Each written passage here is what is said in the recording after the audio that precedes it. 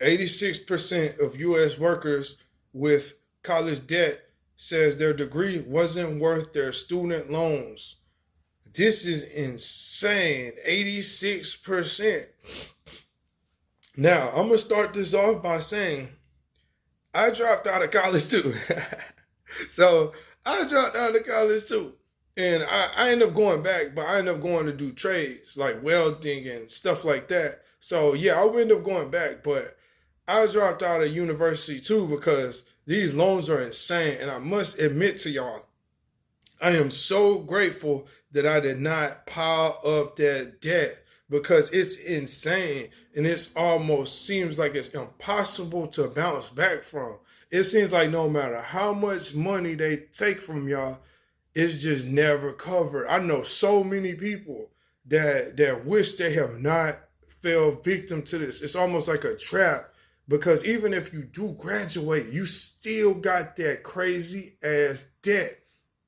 And it's like all the time, people don't end up working out how they thought it was going to work out anyway.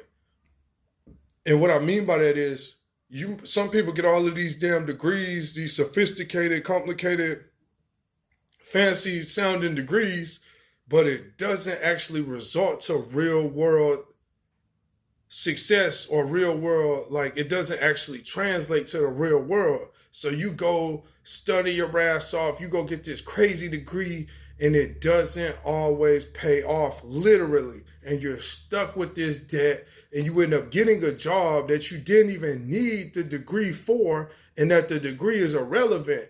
Yeah, it'll help you still get a good job, but you end up getting a job that you basically didn't need the degree for typically. So you get a good job because you got a degree. They see you got the degree. All right, we're going to give this person the chance they got a degree, blah, blah. But a lot of times people end up getting jobs that they didn't even need the degree for, that's not even in their field of study.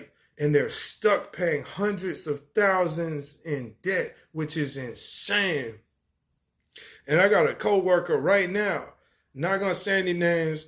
This is an older gentleman, older than me. Let's say 50 plus. I'm going to just say 50 plus. He said he's still suffering from student debt. Could you believe that? He's over 55 years old, still suffering, and he hasn't been to school since he was early 20s, he said. Probably not even 20, young. He said he was young.